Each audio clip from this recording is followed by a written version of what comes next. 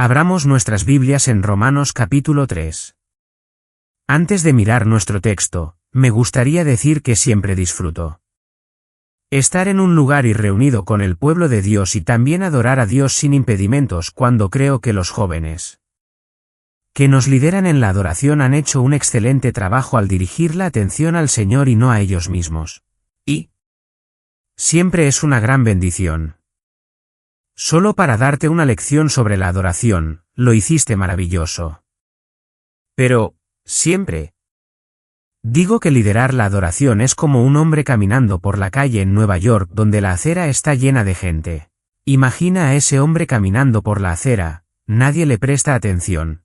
Pero de repente se detiene y simplemente mira hacia arriba. Sigue mirando hacia arriba.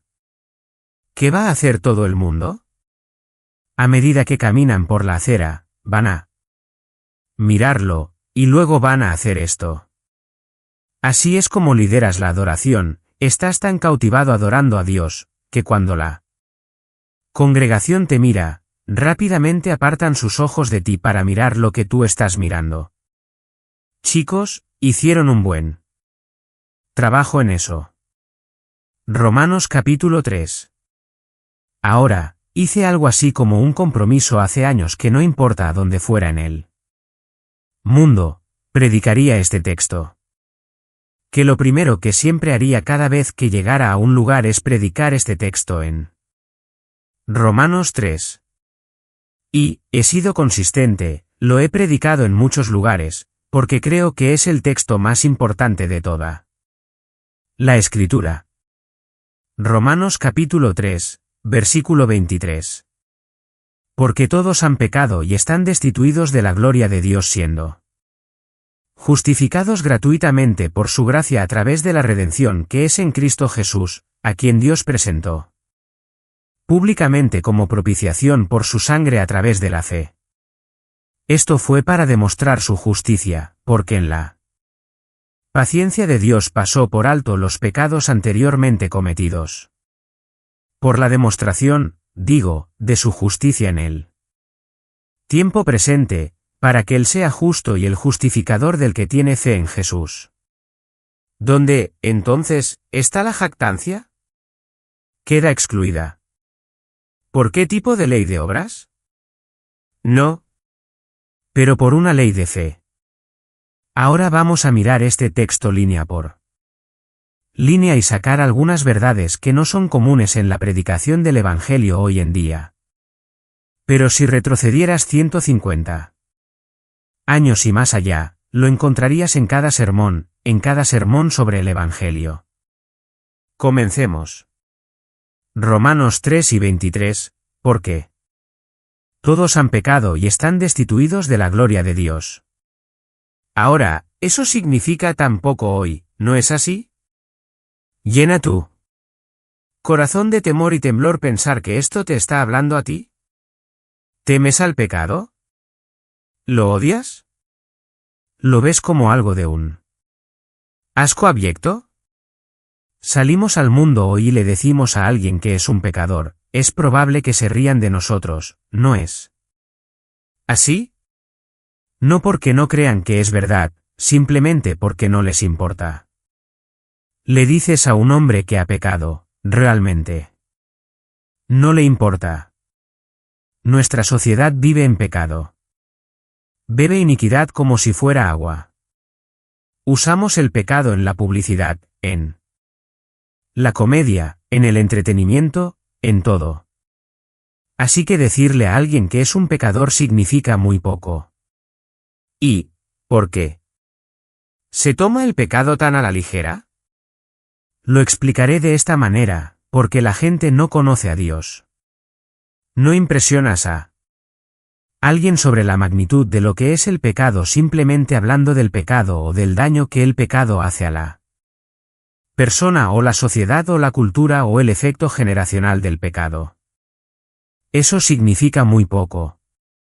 La única forma en que alguien va a entender cuán horrífico es realmente el pecado es entender la gloria del Dios contra quien se comete. Y ya. Que tan poca predicación hoy tiene que ver con la magnificencia y majestuosidad de Dios, ya que tanta predicación hoy es humanista y centrada en el hombre y todo sobre el hombre. La gente no teme al pecado porque no temen a Dios. Y no temen a Dios porque no conocen a Dios. Y no conocen a Dios porque la mayoría de los predicadores no están predicando a Dios, y la mayoría de los predicadores no predican a Dios porque no conocen a Dios. Y así vemos el tren, ¿no es así? ¿Cuál es la cosa que la Iglesia más necesita saber? ¿Quién es Dios? Permíteme darte un ejemplo. Si tú y yo estamos jugando al fútbol americano o al rugby o al fútbol, y te pones un poco brusco conmigo y en broma te digo, oye amigo, haces eso una vez más, te saco de este mundo. ¿De acuerdo? Puedo decirte eso y podemos reírnos de eso. Pero si le digo eso al presidente Barack Obama, voy a ir a la cárcel. No, en serio. No haces declaraciones así sobre el presidente. No lo haces. ¿Por qué? Debido a su autoridad, debido a su posición como presidente. No se trata de la misma manera, y no debería ser tratada de la misma manera. Ahora, tomando ese ejemplo, pensemos en la persona de Dios. El pecado es horrífico debido a la gloria de aquel contra quien se comete. Los puritanos solían decir esto: cuando pecas, no has pecado contra algún alcalde pequeño de un pueblo diminuto, sino que has pecado contra el Señor de la gloria. Todo el cielo declara que merecidamente deberías morir por la más mínima infracción contra Dios. Sin embargo, no vemos eso porque en nuestro mundo, el hombre es muy grande.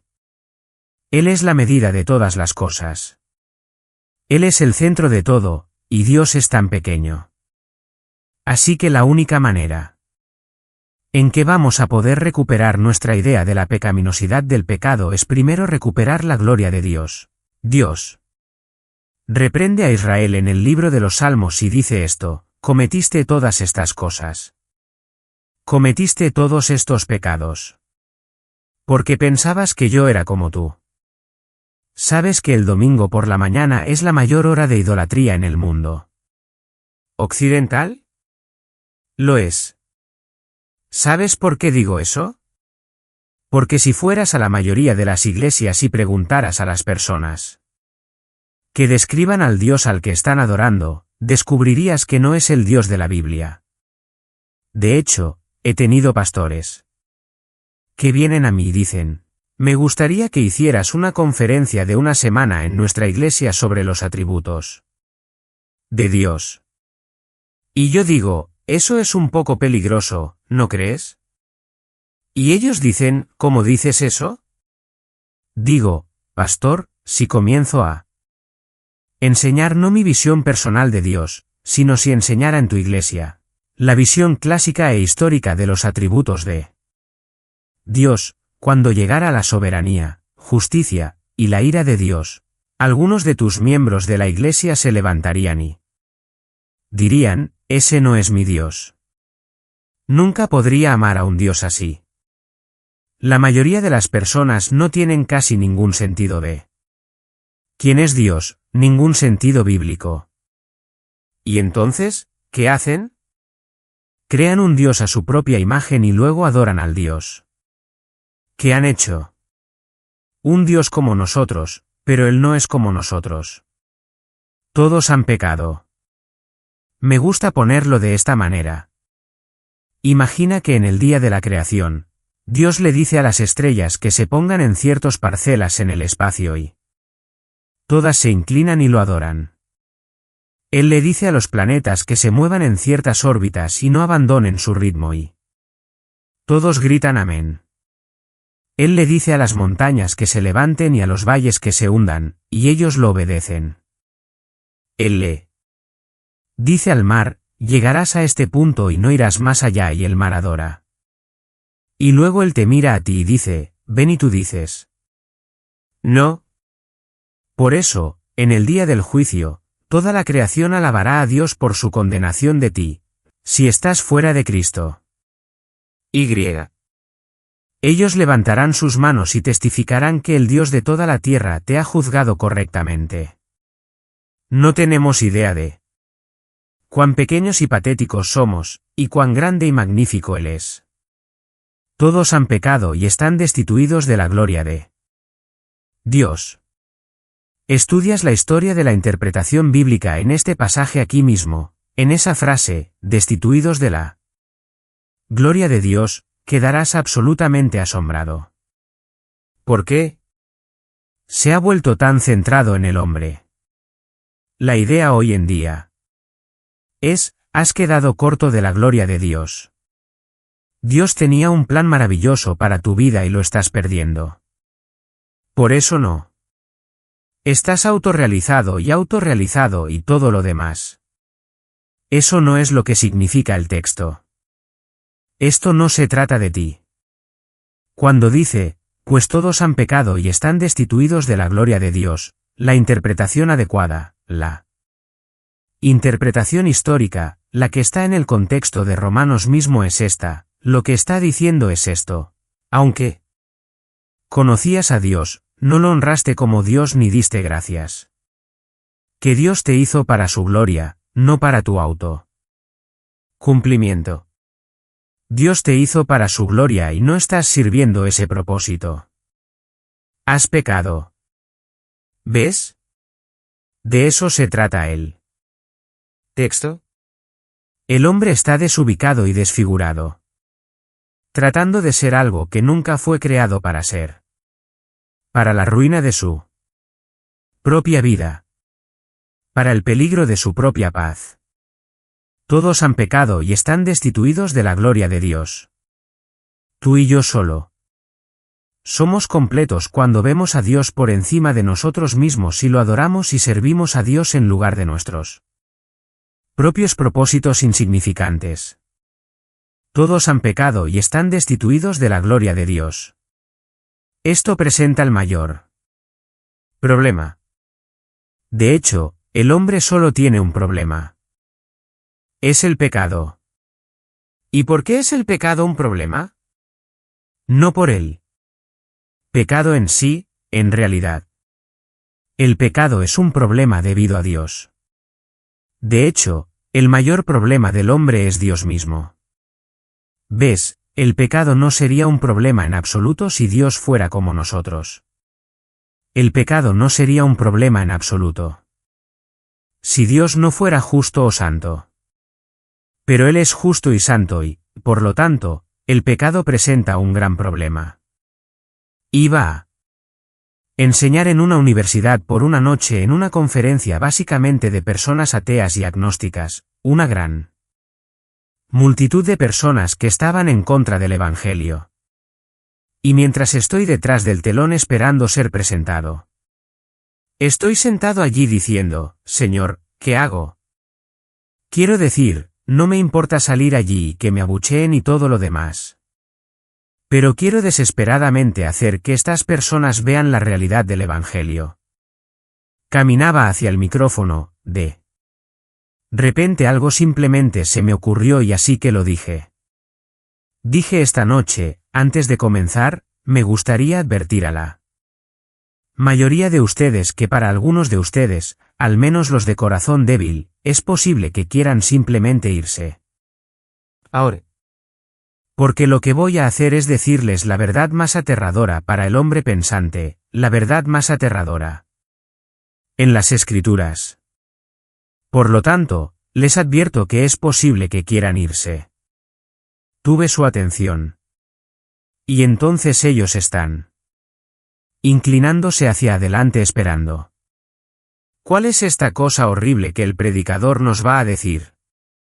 Y entonces dije, aquí está. Para el hombre pensante, la verdad más horrorosa y aterradora es esta, Dios es bueno. Pude ver cómo se sentaban y luego vi cómo sonreían con suficiencia. Y luego uno de los estudiantes dice, ¿cuál es el problema con eso? Y. Dije, Tú no eres bueno. Entonces, ¿qué hace un Dios bueno con alguien como tú? Y ese es el gran problema. ¿Te das cuenta? De que en el libro de Apocalipsis, cuando habla del último juicio, el juicio final viene antes de la llegada de la nueva creación. ¿Sabes por qué? Dios debe librar a la creación de algunos de ustedes antes de poder crear una nueva creación, porque ustedes la profanarían.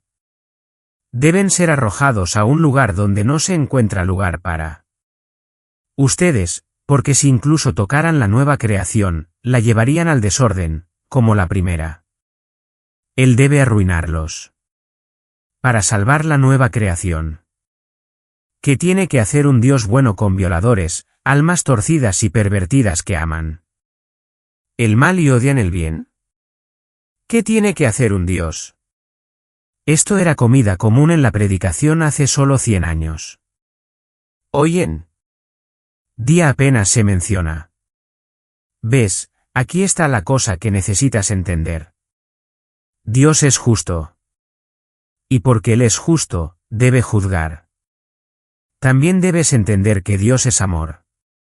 Y porque Dios es amor, debe odiar. Una mujer una vez objetó a uno de mis sermones y se levantó y dijo, Dios no puede odiar porque Él es amor. Y dije no, Dios es amor, por lo tanto Él debe odiar. ¿Qué quieres decir? ¿Amas a los judíos? Sí. Bueno, entonces no puedes ser imparcial o neutral sobre el holocausto, debes odiar el holocausto. ¿Amas a los afroamericanos? Sí. Entonces debes odiar la esclavitud. ¿Ves? Si realmente eres justo, y si realmente amas todo lo que es bueno, todo lo que es puro, todo lo que es belleza, todo lo que es vida, entonces debes odiar ciertas cosas. Y es asombroso que nos reservemos ese derecho para nosotros mismos, pero nos negamos a decir que Dios tiene ese derecho. Permíteme dar un ejemplo. Si fueras a abrir el periódico mañana y leer sobre un niño pequeño que cuando tenía 5 años, fue secuestrado y llevado al sótano oscuro de un hombre vil, donde durante 10 años fue torturado. Y el mismo día que lo encontraron, las autoridades, fue el día en que murió. Habiendo sufrido años de tormento a manos de ese hombre vil. Cuando leas eso, y yo dijera, ¿cómo te sientes al respecto? Si me dijeras, bueno, sabes, no es gran cosa. Quiero decir, la gente necesita tener la libertad que, ya sabes, la libertad de hacer lo que sienten que necesitan hacer. ¿Y qué pasa con ese niño? Bueno, sabes, si dijeras algo así, me daría cuenta de que eres tan vil como el hombre que lo torturó. Si pudieras ser neutral y sin pasión ante tal maldad, eres vil. Si el Holocausto y Auschwitz no te molestan, eres una persona inmoral. ¿Me entiendes? La respuesta correcta a eso es que indignación justa, donde tu razón tiene que someter literalmente tu celo por lo que es correcto, o vas a salir y matar a ese hombre por lo que ha hecho. Tenemos una indignación justa. Si nosotros, siendo malos, podemos arder cuando escuchamos sobre las injusticias en este mundo, ¿cuánto más un Dios perfectamente santo? Muchos de ustedes han escuchado la declaración, Dios ama al pecador y odia el pecado. Bueno, lamento informarles que eso no es una declaración bíblica. No lo es. Dios odia al pecador. Ve a Salmos capítulo 5. Mantén tu lugar en Romanos. Salmos capítulo 5, versículo 5. Los jactanciosos no se mantendrán ante tus ojos. Odias a todos los que cometen iniquidad. Mira lo que dice. ¿Dice que Dios odia la iniquidad? ¿Qué dice? Dice que Dios odia a todos los que cometen iniquidad. No es el pecado lo que Dios arrojará algún día al infierno, es el pecador lo que Dios arrojará algún día al infierno. Ahora, cuando lees eso, dices, bueno, ¿y qué pasa con Juan 3:16? Porque tanto amó Dios al mundo que dio a su Hijo unigénito. Y el mundo está lleno de pecadores. Entonces, ¿qué pasa con Juan 3:16? Juan 3:16 está en la Biblia y es cierto. Pero también lo es Salmos 5. ¿Ves eso? Así es Salmos 5, y la pregunta con respecto a la buena doctrina y teología es cómo equilibramos las dos ideas sin ignorar una de ellas. Y no es siempre asombroso como no ignoramos los pasajes sobre el amor, pero siempre ignoramos los pasajes sobre el juicio. Claramente enseña a lo largo de las Escrituras en varios lugares que el odio de Dios se enciende contra los malvados. Ahora eso es lo que dice. Ahora, antes de continuar para explicar eso, déjame retroceder un paso.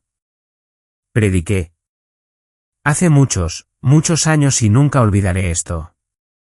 Había predicado esa noche sobre la santidad de Dios.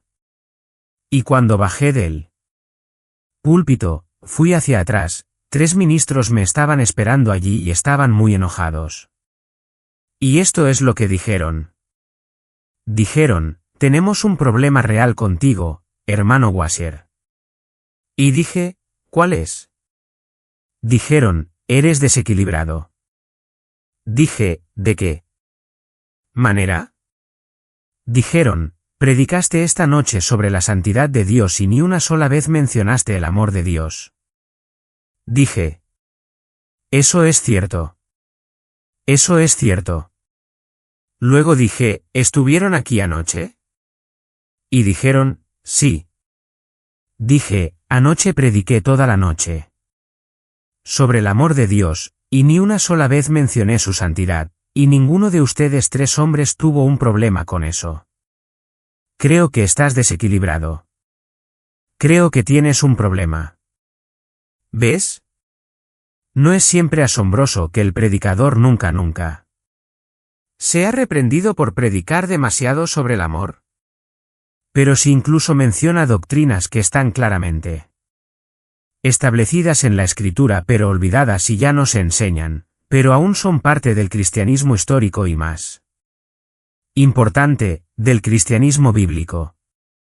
Si él hace eso, la gente piensa que es algún tipo de vago, algún tipo de pícaro. Bill, sí, Juan 3:16 está en la Biblia, Dios ama al mundo. Sí, Salmos 55 está en la Biblia y Dios odia a todos los que hacen iniquidad. Creo que la NIV lo tiene. Dios odia a todos los que hacen mal. Ahora, ¿qué vas a hacer con eso? Bueno, los mejores teólogos a lo largo de los siglos que han luchado con esto, creo que estaría de acuerdo con este escenario. Cuando Dios ve el mal de los hombres fuera de Cristo, cuando Dios ve ese mal, su odio, su ira, su enojo contra ellos se enciende y está listo para ser derramado. Y es así, pero la misericordia intercede y con una mano, la misericordia retiene la ira y el odio de Dios contra el pecador. Y con la otra mano, la misericordia de Dios llama al pecador a venir. Pero no te equivoques y si niegas esta doctrina, no eres cristiano. Algún día, para cada hombre, la misericordia retirará su oferta y la misericordia retirará su mano y ya no retendrá el odio de Dios. Y en ese momento, para ti, Señor, fuera de Cristo, lo único que quedará para ti es el santo odio de Dios y su ira siendo derramada sobre ti a lo largo de toda la eternidad. Esa es la doctrina bíblica. Entonces esto es lo que vemos, que son las misericordias y las bondades de Dios para con todos los hombres las que retienen su ira y llaman a todos los hombres a venir. Y sin embargo, Habrá un punto en cada vida individual y en el macrocosmos de la historia humana, habrá un punto en que la mano de misericordia de Dios retirará la oferta. Está en todo el libro de Apocalipsis, retira la oferta. Y la mano de misericordia de Dios ya no retiene su ira. Y no queda nada para el pecador sino el perfecto santo odio de Dios contra él. Mal. Entonces, cuando me acerco a un pedófilo que ha destruido la vida de innumerables niños, no digo Dios te ama tal como eres. ¿Qué digo? Digo, Señor, las misericordias de Dios se han revelado a ti y que aún respiras. Y mientras respire todavía hay esperanza de salvación porque hay un cordero que ha muerto por tus crímenes viles. Pero si continúas rechazando eso, ten en cuenta esto, Señor, sufrirás un castigo eterno en el infierno por cada crimen que hayas cometido. Sabes, a veces siempre debemos usar el lenguaje bíblico, pero a veces los predicadores deben ir, en cierto sentido, más allá del lenguaje bíblico. Dices, ¿qué quieres decir? Si me acerco a la mayoría de las personas en la calle y digo, eres un pecador, muchos de ellos no me tomarán en serio, ¿verdad? Incluso se reirán, ¿verdad? Bueno, ¿y si cambio la palabra? Y dijera, Señor, ¿eres malvado? Porque eso es lo que significa. De hecho, decir que alguien es un pecador va mucho más allá de decir que son malvados.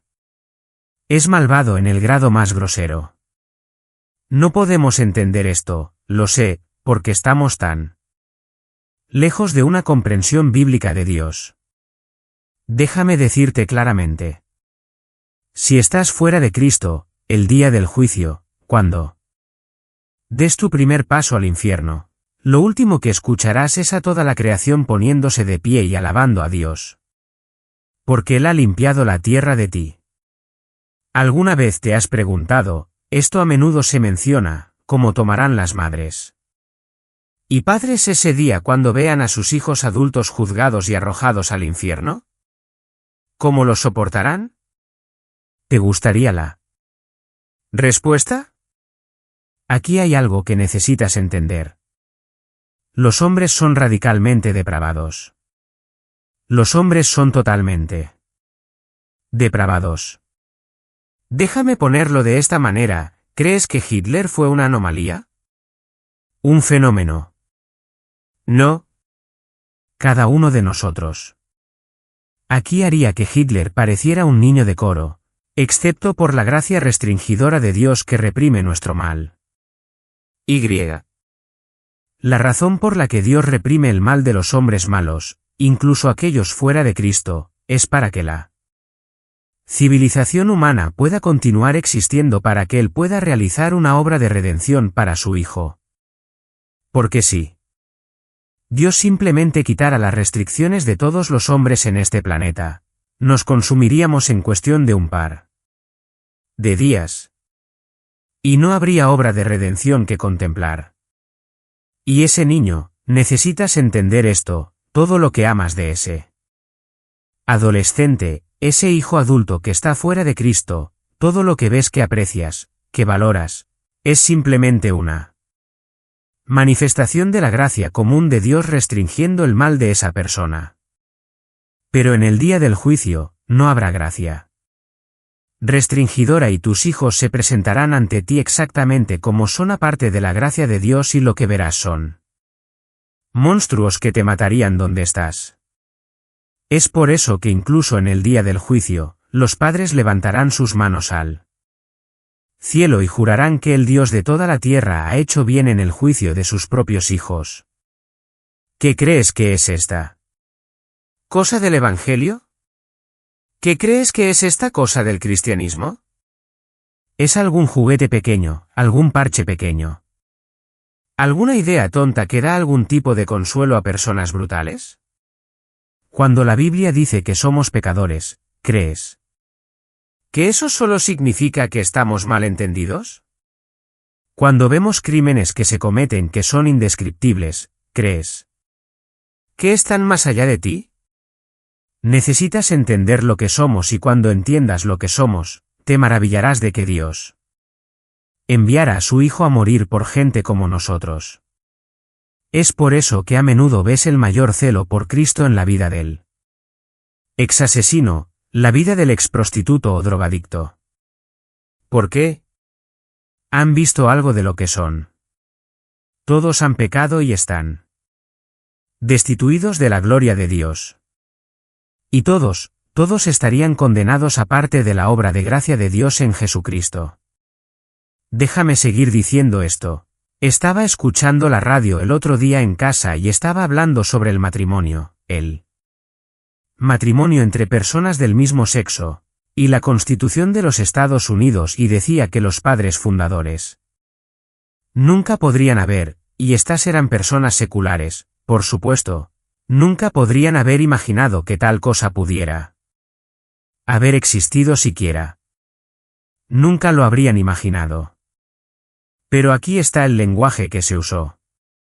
Pero ahora hoy en el siglo XXI tenemos otras sensibilidades. Y de inmediato me llevó a Efesios 4, donde habla de nosotros como un humano, como una sociedad, perdiendo toda sensibilidad y volviéndonos insensibles. O cuando la Biblia piensa en habla de ni siquiera poder mencionar porque es indecible las cosas que hacen. ¿Crees que la cultura occidental será juzgada por todo su pecado? ¿Lo crees? Bueno, estás equivocado. ¿Qué quiero decir? Necesitas leer Romanos 1 correctamente. Cuando ves todos los pecados que están en Romanos 1, incluso hasta el final del capítulo, y dices, esos pecados ahora se encuentran en nuestra sociedad. Eso significa que Dios va a juzgar nuestra sociedad un día porque estos pecados son tan prevalentes. Ahora. No, eso no es lo que dice el texto. El texto está diciendo esto: si miras a una sociedad y ves que esos pecados son prevalentes, significa que Dios ya ha juzgado tu sociedad. Y como Él ha juzgado de esta manera. Aunque conocían a Dios, no lo honraron como Dios ni dieron gracias. Por lo tanto, en juicio, los entregó para hacer Él mal en su propio corazón y estos pecados se cometen. Entonces, si estos pecados ya son prevalentes en tu sociedad, no es porque Dios te va a juzgar, Él ya lo ha hecho. Ya, la campana ya ha sonado. La sociedad del oeste está condenada. Dios todavía convertirá a las personas, Dios todavía salvará a las personas. Él todavía tendrá su remanente, pero lo que has presenciado y lo que he presenciado en mi vida ahora es la muerte del oeste por la mano de Dios. Todos han pecado y están destituidos de la gloria de Dios. Cuando leas eso ahora pensarás en eso de una manera diferente, ¿no es así? Verás que esto no es un juego. Esto no es un juego. Ahora, en el versículo 24, hablando del cristiano, dice, siendo justificados. Hablando de aquellos en Cristo, ahora cambia el curso de lo que está diciendo. Y aquí llegamos a las buenas noticias, siendo justificados. Ahora, ¿qué significa eso? ¿Qué significa eso?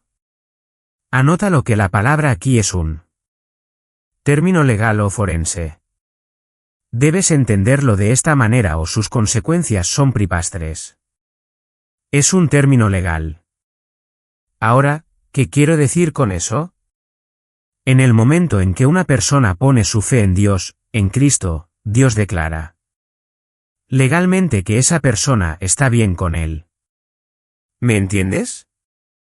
La justificación no significa que en el momento en que una persona cree en Jesús, se convierten en un ser perfectamente justo. O que están infundidos con gracia para que nunca vuelvan a pecar. Eso no es lo que enseña. Es un término legal. Es esta idea, en el momento en que crees en Dios, Dios te declara estar bien con Él. Ahora, muchos de ustedes han escuchado eso una y otra vez. Pero quiero agregar un término, quiero agregar una frase que si no entiendes esto, no puedes entender el Calvario. Y es por eso que estamos trabajando tanto este punto. En el momento en que una persona cree, fe salvadora en Dios, Dios los declara bien con Él. Y los trata a esa persona como bien con Él. Los trata a esa persona.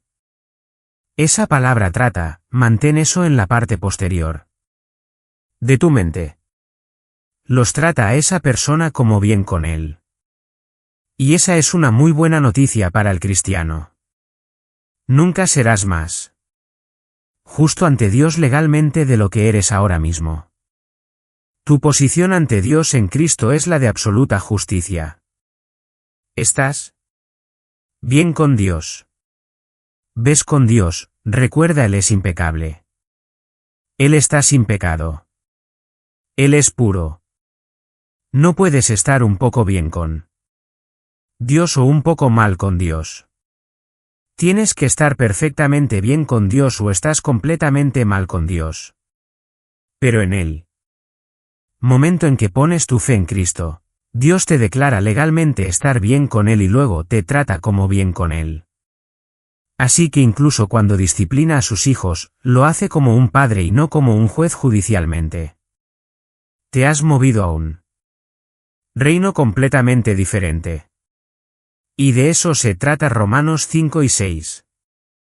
Te has movido ahora a un reino completamente diferente. Antes, estabas en Adán, que era pecado, ley, condenación y muerte. Ahora estás en Cristo. Justificación, justicia y vida. ¿De acuerdo? Ahora mira lo que dice, por ser justificados como un regalo por su gracia. Ahora, quiero que pienses en esto. Pablo parece ser bastante redundante aquí. Es casi como si estuviera diciendo fuiste justificado como un regalo, como un regalo, como un regalo, como un regalo, como un regalo, como un regalo. Ahora, la palabra aquí como o la frase, como un regalo, se traduce de la palabra griega dorian. Esa palabra se usa en otro lugar, específicamente cuando se habla del Mesías, en el libro de Juan, y dice, me odiaron sin causa. Me odiaron sin causa. Dorian, me odiaron sin causa. Ahora, cuando tomas eso y miras Romanos 2324, ¿qué está diciendo? Siendo justificados sin causa. ¿Y qué significa eso? Nunca le diste a Dios una causa o razón para justificarte. ¿Ves eso? Tú y yo solo le dimos a Dios una razón o una causa para condenarnos. Él nos justificó y lo hizo de una manera que nos era ajena. Lo hizo de una manera que no tenía nada que ver contigo. No tenía nada que ver contigo. No te justificó debido a ti, te justificó a pesar de ti. Es gracia. Ahora eso se reduce a esto, si alguna vez tomas una clase de religión contemporánea conmigo, es realmente fácil. Sé que sabes que hay multitudes y cientos y miles de religiones en el mundo. No, no las hay. Realmente no. Solo hay dos. Realmente, solo hay dos religiones en todo el mundo. ¿Y cuáles son? Está el cristianismo, que es una religión de gracia, y están todas las otras religiones del mundo que pueden agruparse bajo esta categoría, religiones de obras. Cada una de ellas. Cada una. Eso es lo único en el cristianismo, y lo que es tan sorprendente y tan manifiesto, la maldad de los hombres que odiarían con el odio más extremo la única religión que es gratuita. Que es un regalo. lo odian. ¿Por qué? Porque exalta a Dios y degrada al hombre. Pero si me parara aquí y yo fuera un reportero y tuviera a un judío ortodoxo, y un musulmán, y un cristiano real, quiero decir uno real. Y yo, y como reportero, un hombre secular, le dijera al musulmán, si murieras ahora mismo, ¿a dónde irías? Y digamos que dijera, iría al paraíso. Y yo digo, ¿por qué? ¿Irías al paraíso? Dice, bueno, los 5 pilares los he completado, he dado limosnas a los pobres, he hecho las peregrinaciones, digo las oraciones diarias, soy un hombre justo. Bueno, hay un reportero secular pensando lógicamente. Digo, bueno, tiene sentido. Va al cielo porque lo ganó. Quiero decir, Dios le debe. ¿Lo hizo? Él es un buen hombre. Voy al judío ortodoxo y digo, si murieras ahora mismo, ¿a dónde irías? Bueno, iría al paraíso. ¿Por qué? Porque amo la Torá. Amo la ley de Dios. Amo la justicia de Dios, su ley, su palabra. Como hombre secular, miro eso. Dije, ¿lógico? Lo ganó. Dios le debe. Voy al cristiano real. Y digo, si murieras ahora mismo, ¿a dónde irías? Y él dijo, iría al cielo. ¿Por qué? Y él dice esto, nací en pecado y en pecado me concibió mi madre. He roto cada ley de mi Dios y merezco juicio y condenación. Y como reportero, miro eso y digo, Señor, esto es bastante incómodo. Los otros dos, entiendo. Pero tú me estás diciendo que vas al cielo aunque mereces todo lo contrario. Señor, ¿cómo vas al cielo? Y el cristiano dice, voy al cielo basado en la virtud y el mérito de otro Jesucristo, mi Señor. Por eso el cristiano es la única persona que realmente puede decir que va al cielo y no estar presumiendo. Pueden decir que van al cielo y al mismo tiempo humillarse. Porque no es por su propio mérito o virtud. Ahora, no estoy enseñando como demostraré más adelante, especialmente mañana, que el verdadero cristiano vive como el diablo y va al cielo. Regenerados, la doctrina de la regeneración. ¿Ves? El hombre solo tiene 2 problemas, la condena del pecado y el poder del pecado. A través de la justificación, Dios elimina la condena del pecado.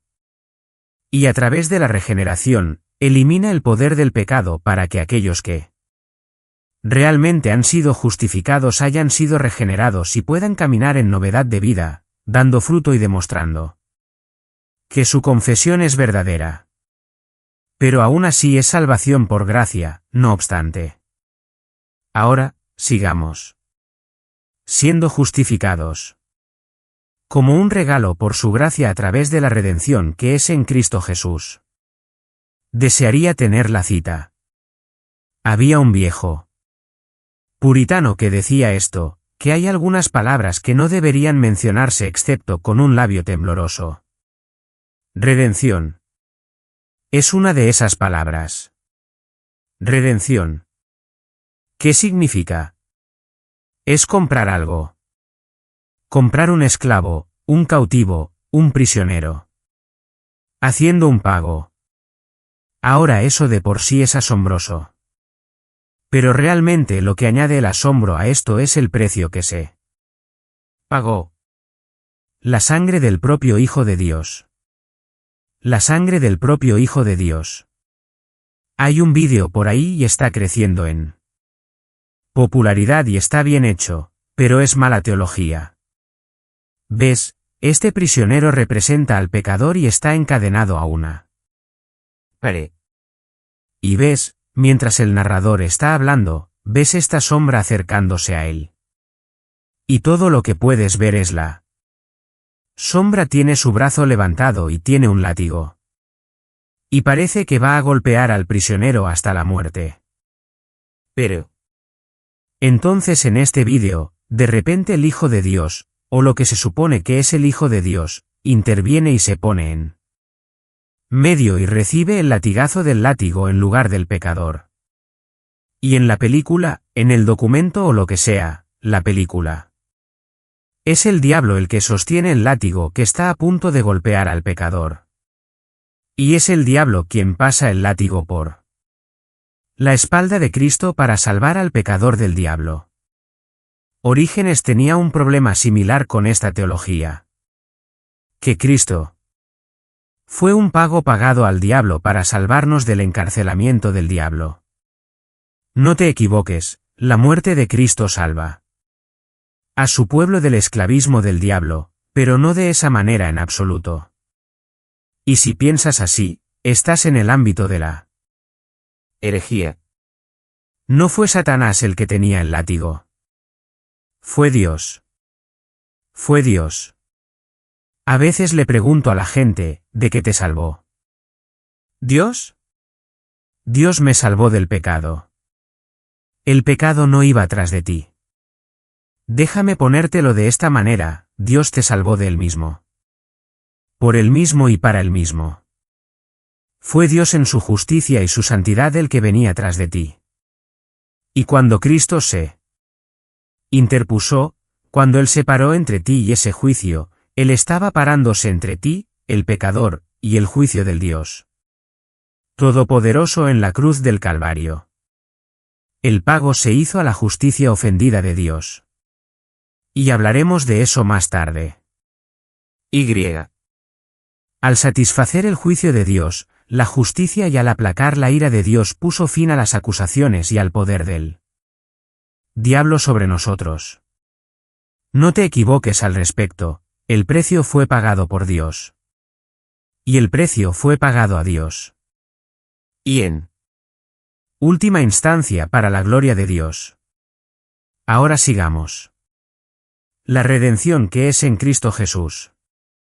Bajé del púlpito una vez y un joven se me acercó y dijo, «Tienes razón hermano Paul, Jesús es todo lo que necesitamos».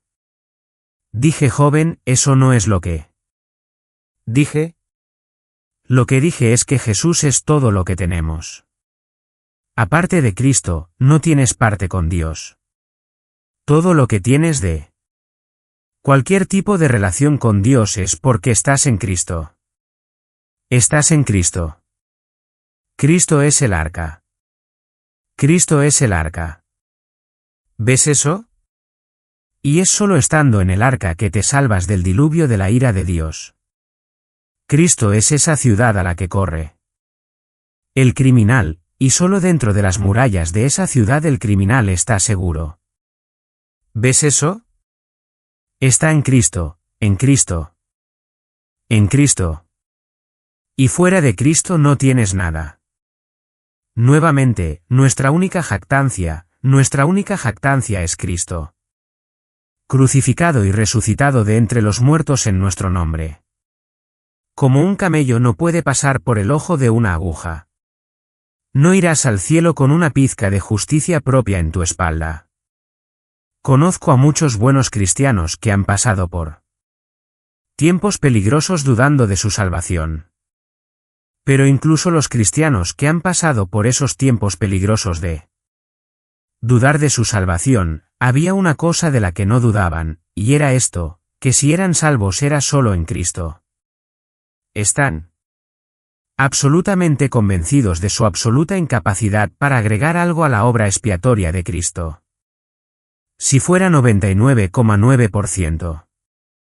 Cristo y 0,1% tú y yo, iríamos al infierno. Pero es todo de Cristo, todo de Cristo. Versículo 25. A quien Dios mostró públicamente como propiciación en su sangre a través de la fe. A quien Dios mostró. Martin Lloyd-Jones usa la palabra placardé. El placardé del. Hay muchas áreas turísticas en los Estados Unidos donde ni siquiera puedes ver los árboles. Por todos los letreros que están al lado del camino. Que tú no puedes perdértelos. Dios Placardet su hijo en una cruz en el centro del universo religioso para manifestarlo allí. Su hijo muriendo en el Calvario. Dios lo Placardet. Podría haberlo hecho de otra manera en el sentido de que podría haber sido algo en áreas remotas. Pero no.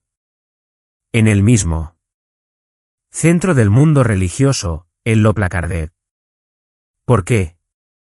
Quiere mostrarnos algo. Esta cosa del Evangelio es mucho más grande que tú y mi salvación individual. Y debes entender eso. Nuevamente, nuestra cultura, nuestras sociedades, todo gira en torno a nosotros, sentimos. Pero es mucho más grande que nosotros, este Evangelio. Es como quien Dios mostró públicamente como propiciación. Recuerdo una vez predicando en Michigan y estaba aterrorizado porque Vernon ya me estaba en la audiencia, y tengo el mayor respeto por él. Y estaba predicando sobre la propiciación, y nunca olvidaré, fue la primera vez que lo conocí, la única vez que he hablado con él. Y después del sermón, dije que se acercó hacia mí. Conseguí, oh Dios, que dije mal. Ya sabes. Y tenía su Biblia abierta. Y no sé exactamente qué traducción estaba hablando, pero él dice, lo tenemos de vuelta en el libro. Lo tenemos de vuelta en el libro. Y dije, ¿qué?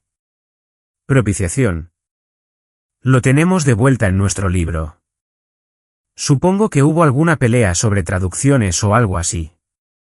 Esta palabra es tan importante. Tan importante. Estaba hablando con un pastor hace un tiempo, y esto es lo que dijo, no me importa si mis miembros de la iglesia pueden definir todas estas palabras y cosas. Solo quiero que vivan para Jesús. Pensé, tonto. Tenía una palabra mucho más grande en mente, pero pensé que sería un caballero ese día. ¿No quieres que entiendan las palabras? ¿Cómo podemos servir a Cristo si no entendemos las palabras? Porque la única forma en que podemos saber si tenemos o no al verdadero Cristo es entendiendo las palabras de Cristo.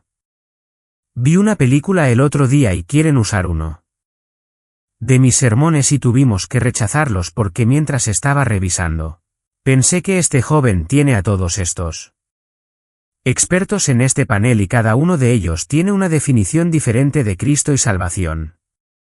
Era un revoltijo de nada. Hay innumerables Cristos hoy en día. Y marquen mis palabras, jóvenes, van a vivir en un tiempo de evangelismo. Donde el evangelismo no significa nada. Cuando Martin Lloyd-Jones y otros acuñaron esa frase y promovieron esa frase, significaba algo. No significa nada. La mayoría de los evangélicos hoy en día no tienen ni idea de quién es Dios. Debido a esta idea, no necesitamos entender las palabras. Sí, lo hacemos. Sí, lo hacemos. Y una de las palabras más importantes, si no la palabra más importante en las Escrituras aparte de los nombres de Dios, es propiciación. Es un sacrificio que satisface las demandas de la justicia de Dios y hace posible que un Dios justo perdone a los hombres malvados mientras mantiene su justicia. Debes entender esto. Ahora déjame darte lo que llamo el dilema divino. ¿De qué trata la Biblia? Quiero decir, desde Génesis hasta el final, la ley, los profetas, ¿qué está realmente pasando? Sí. Tuvieras que resumirlo en un concepto de un paso, sería este, hay un dilema divino. Hay un problema que nos resulta muy difícil de entender hoy porque no sabemos nada sobre la justicia. ¿Cuál es ese problema? Déjame ponerlo de esta manera. Si Dios es justo, no puede perdonarte. El mayor problema en toda la Biblia es cómo puede Dios ser justo y al mismo tiempo justificar a los hombres malvados. Ese es el mayor problema en la Biblia. Si Dios condenara a toda la humanidad al infierno, no habría necesidad de una explicación teológica, filosófica. Es cuando Dios perdona al pecador que hay algo que explicar. ¿Cómo puede Dios ser justo y al mismo tiempo perdonar a los hombres malvados? De eso trata la Biblia. Déjame mostrarte el problema. Mira por un momento. Vuelve a Éxodo. Mira en Éxodo 34. Aquí tenemos probablemente la mayor revelación de Dios en el Antiguo Testamento aparte de quizás Isaías capítulo 6. Al menos la más gráfica, pintoresca, poderosa.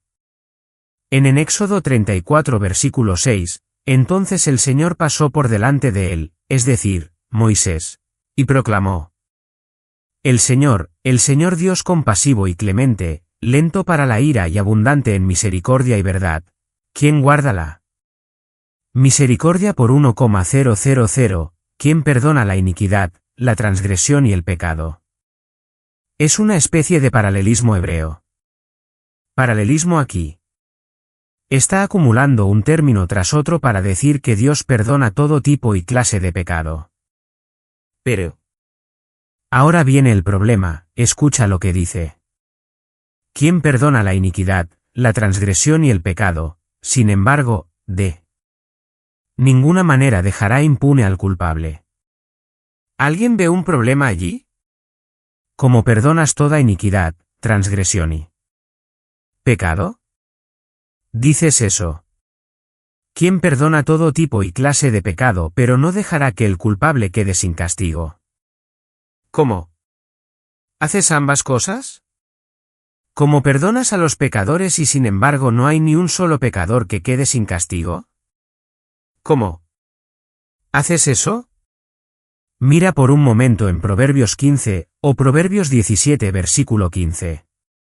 El que justifica al impío y el que condena al justo, ambos por igual son una abominación para el Señor. Abominación es probablemente la palabra más fuerte en el texto hebreo. Es algo que es repugnante, asqueroso para Dios. Y aquí está la pregunta. Dice, cualquiera que justifique al impío es una abominación para el Señor. Sin embargo, aquí en Romanos 3, acabamos de leer que Dios justifica al impío. Entonces, ¿cómo puede ser que si justificas al impío, es una abominación para Dios y sin embargo Dios obtiene elogios por justificar al impío? ¿Ves el problema? Hay un problema, ¿verdad? Ahora, ve a Romanos. Vea. Romanos 4, cerca del texto donde estamos ahora mismo. Romanos 4, mira el versículo 7.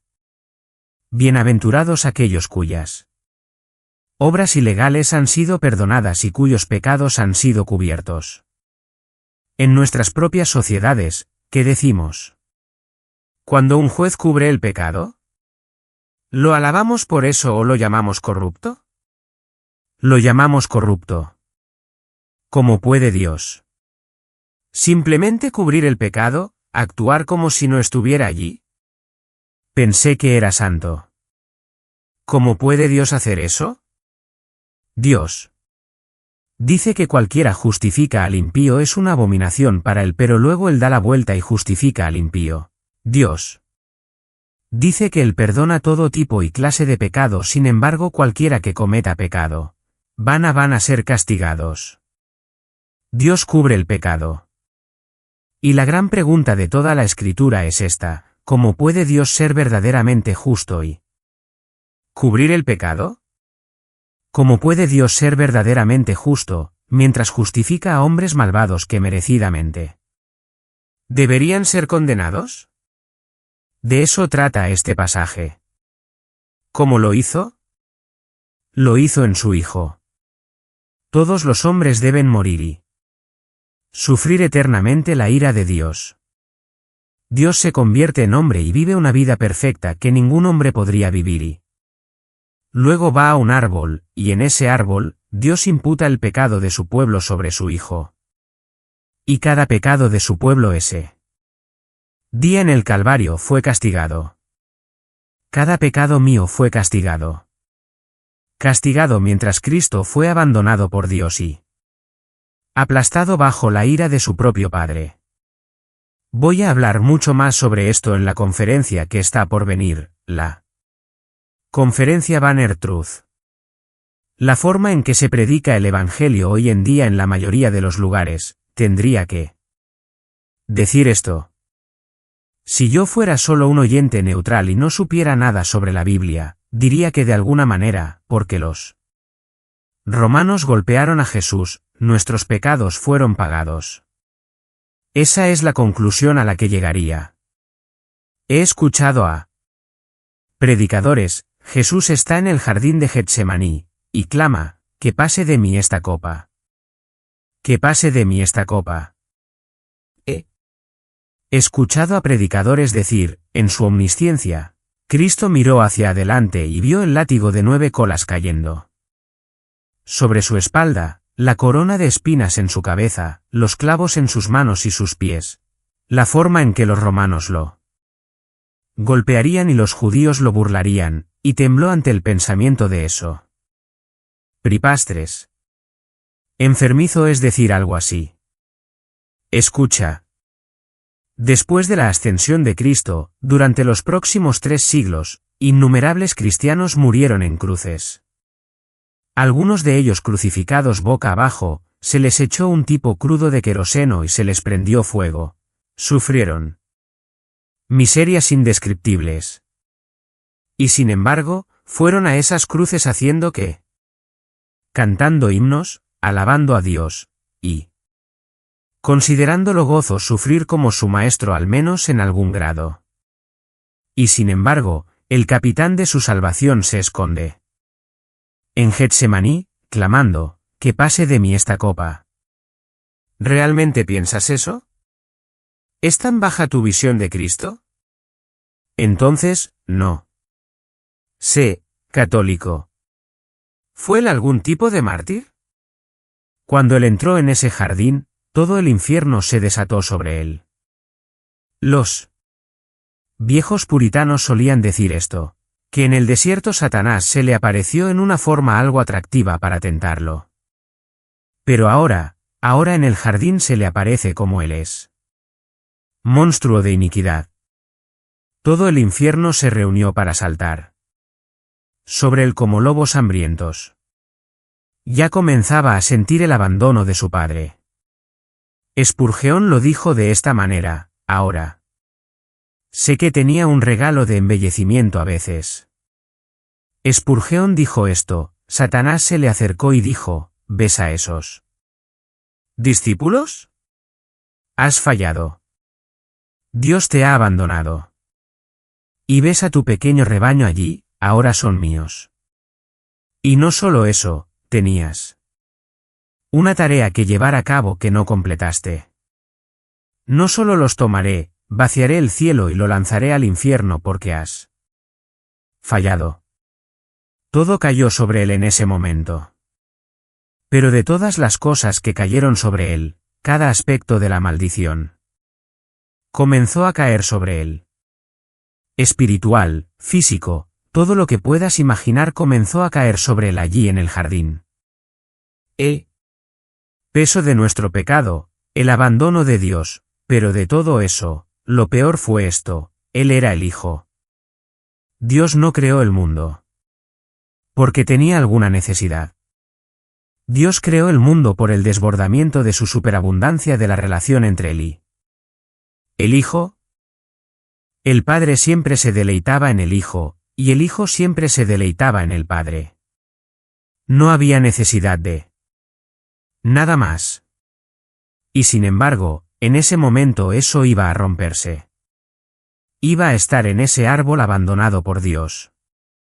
La presencia favorable de Dios se le quitó. Y luego toda la ira del Dios Todopoderoso iba a ser arrojada sobre él y aplastarlo en Pedazos. Un látigo romano fue parte de nuestra redención. Tenía que ser un sacrificio sangriento. Tenía que sufrir todas las cosas de la maldición y el sufrimiento físico era parte de eso. Pero nunca pienses que fue el final de eso. Ni siquiera fue el comienzo de eso. El dolor del árbol es que su propio padre lo aplastó. ¿Nunca has leído en Isaías 53, 10? Complació a Yahvé aplastarlo. Bajo la fuerza total de su ira, todo el santo odio de Dios contra tu maldad cayó sobre su hijo. Dios mío, ¿por qué me has abandonado? Tú deberías ser abandonado. Yo debería ser abandonado. Pero alguien tenía que morir abandonado en nuestro lugar. Tú y yo deberíamos beber la copa. Recuerdo una vez que estaba tan asombrado. Estaba enseñando en esta escuela. Era una escuela de educación clásica reformada muy maravillosa. Y les dije que estaba allí para dirigirme a la capilla. Y entonces llegué y dije, bueno, ¿quién va a estar en la capilla? Y. Dijeron, bueno, nuestro jardín de infantes hasta el grado 12. Y dije, bueno, eso hace que sea un poco difícil. Voy a enseñar sobre la propiciación. Y la directora, ella me miró y dijo, hermano Washer, no será ningún problema aquí. Y. Entonces yo les di a ellos, nivel de seminario. Boom. Y llegué a la parte de Getsemaní y dije, ¿qué había en la copa? Y.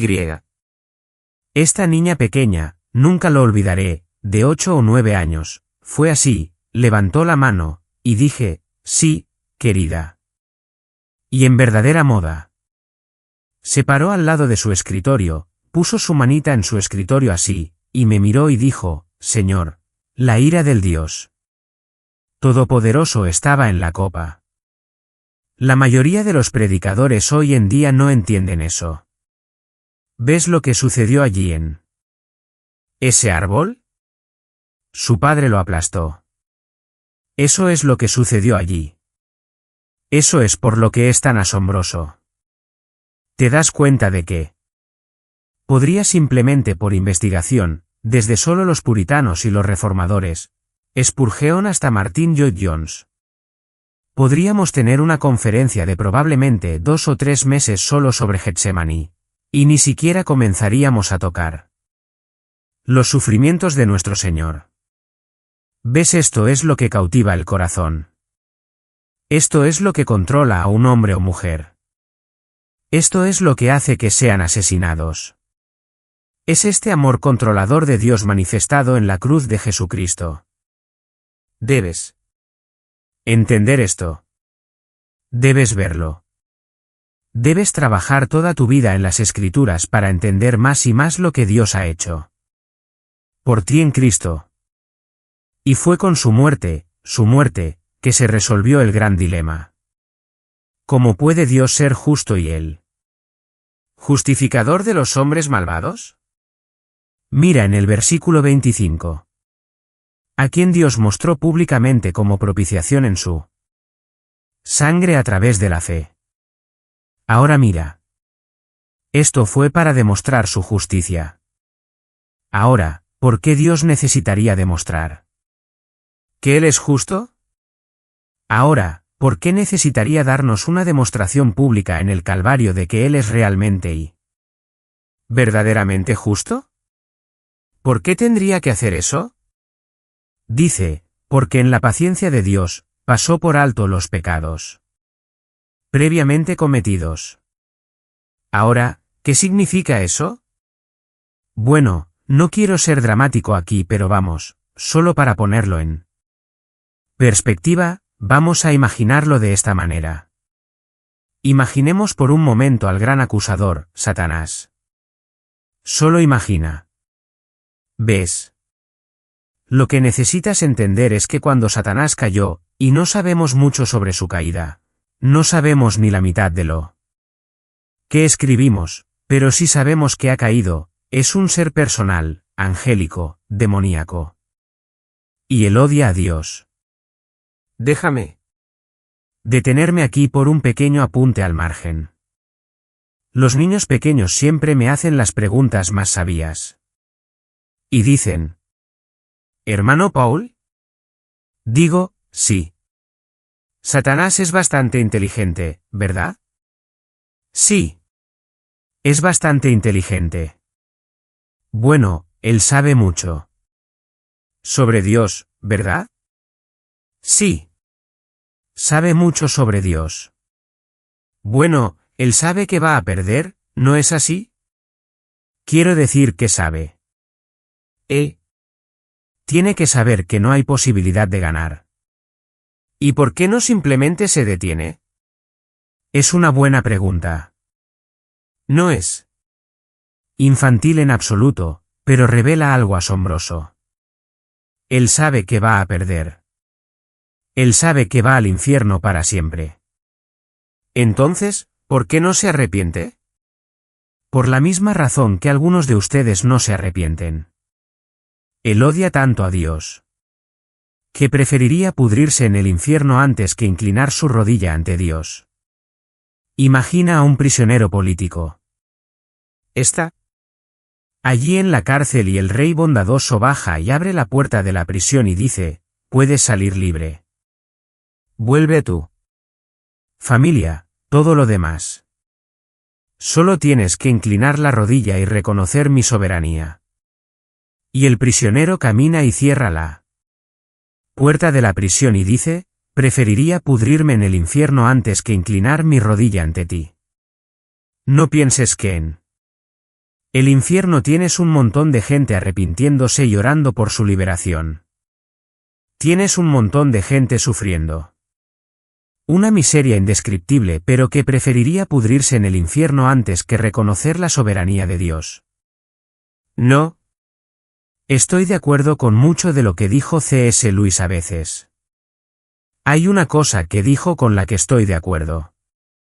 La puerta del infierno está cerrada por dentro. Eso es cuánto odian los hombres a Dios. Y eso es cuánto tú y yo odiaríamos a Dios. Si Él no hubiera intercedido y nos hubiera regenerado por el poder del Espíritu Santo. Ni siquiera te gloríes en tu fe. Porque tu fe es un regalo. Pero imaginemos por un momento, Satanás cayó. Justicia perfecta. Perfecta justicia. Él está condenado sin esperanza de salvación. Date cuenta de esto, los ángeles son mucho más espléndidos que tú y yo. Todos cayeron. Dios no les envió un Salvador. Tampoco tenía que enviarte uno a ti. Tomamos demasiado por sentado. Incluso escuché a un teólogo decir: si Dios no hubiera enviado a su Hijo, yo sería un ateo. Como si Dios nos debiera algo. Tozer tenía razón cuando dijo: si todos los hombres se quedaran ciegos mañana, no disminuiría la gloria del sol o la luna o las estrellas. Y si todos los hombres fueran incrédulos y fueran directo al infierno, no disminuiría la gloria de Dios. No depende de la opinión del hombre. Tampoco tenía que enviarte un Salvador a ti o a mí. Ni siquiera tenía que trabajar de ninguna manera o forma para traer el Evangelio a ti. Él es Dios, y tú mereces el infierno, y yo también. Y el hecho de que Él haya hecho algo por nosotros es un acto infinito de misericordia. Ahora dices: estoy diciendo cosas de una manera dura. Lo estoy. Necesito llevar el punto a través porque hay tantos otros diciendo cosas diferentes hoy en día. Otra cosa, algunos de ustedes están escuchando cosas que nunca han escuchado antes. Pero si solo leyeras libros antiguos, descubrirías que cada sermón evangelístico que se predicó hace 100 años contenía el mismo mensaje. Por eso digo, Creo que Spurgeon es uno de los mejores predicadores que jamás haya existido. Debería serlo. Porque solo predicó un sermón. Cada vez que predicaba, se levantaba y predicaba sobre la cruz. Y este era su punto central en todo. Adán y Eva caen. ¿Puedes imaginar al acusador en ese día? Dios, ¿dónde está tu justicia? Esta bola de tierra se rebela contra ti, este gusano arrastrándose por el suelo. No hay serafines aquí, tierra. Me rebelé contra ti. Desobedecí y me echaste. ¿Les das una promesa? Génesis 3 y 15, el protoevangelio, la primera promesa del evangelio. ¿Les das una promesa? ¿Uno nacido de mujer que aplastará mi cabeza? Merecen morir. ¿Dónde está tu justicia? En la inundación del mundo. Dices, había justicia. No, Dios tiene algo que explicar. ¿Por qué solo mató a los adultos? ¿Por qué no mató a los niños? ¿Por qué no mató a los niños en el vientre? ¿Por qué no mató a los animales? Por eso, la creación gime por redención. Por eso la justicia tiene que ser satisfecha. Y el diablo gime. ¿Dónde está tu justicia? Y luego en el monte Sinaí, cuando la ley se da. ¿Es eso justicia? Si fuera justicia, los israelitas se hubieran convertido en montones de cenizas en el momento en que esa ley fue dada. Pero no lo hicieron. El diablo se arrastró alrededor del monte Sinaí.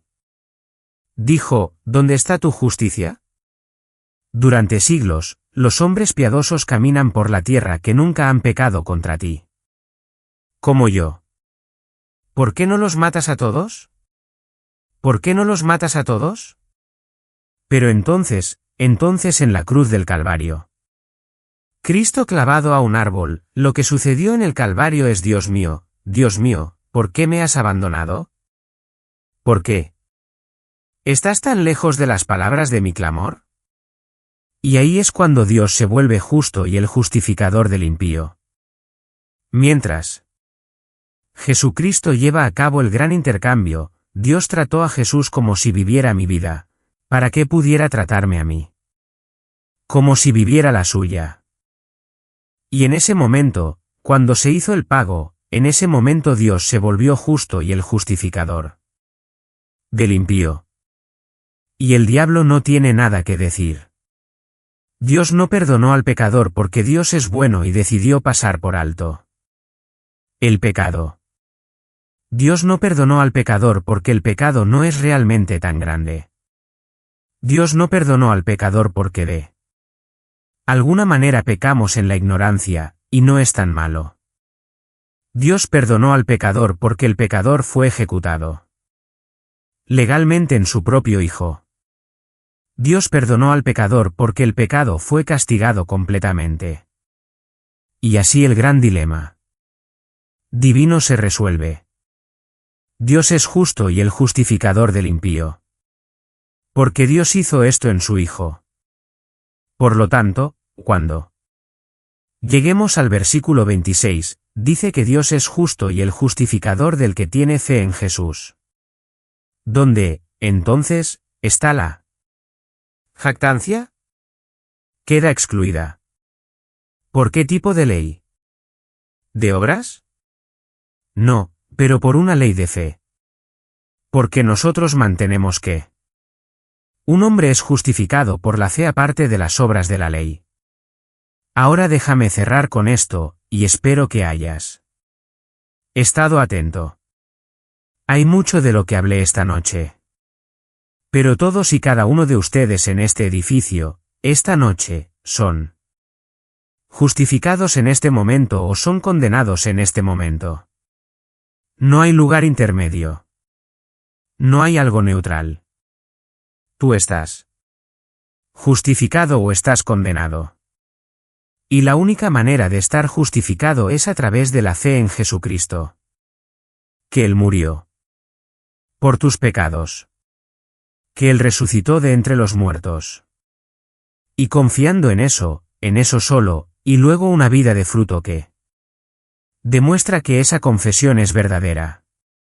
Permíteme preguntarte algo. ¿En qué estás confiando esta noche? ¿En qué estás confiando? Si estás confiando en la religión, si estás confiando en que de alguna manera te has reformado, si estás confiando en que haces más bien que mal, no tienes ninguna esperanza.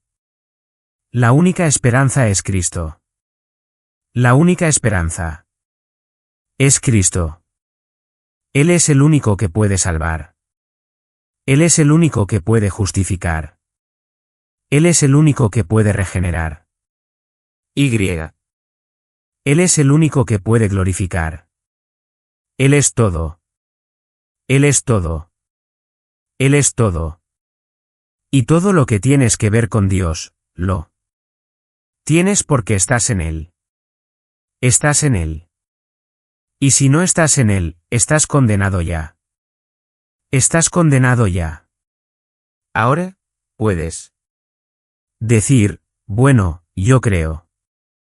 Eso es maravilloso. Santiago diría que incluso los demonios creen y tiemblan. La pregunta no es si crees como un demonio. La pregunta es, ¿has creído en Jesucristo de tal manera que tu vida ha cambiado y has comenzado a dar frutos dignos de arrepentimiento y de fe? Eso es lo que es importante. Porque en el día del juicio, mucha gente dirá, Señor, Señor, y Él dirá, apártate de mí, practicante de iniquidad. No te conozco. Y si eso te sucede a ti, será el mayor de todos los horrores. Que Dios te salve, que Dios te salve, que Dios te salve. Que Dios te salve. Gracias. Por favor, levanta tus manos y ora.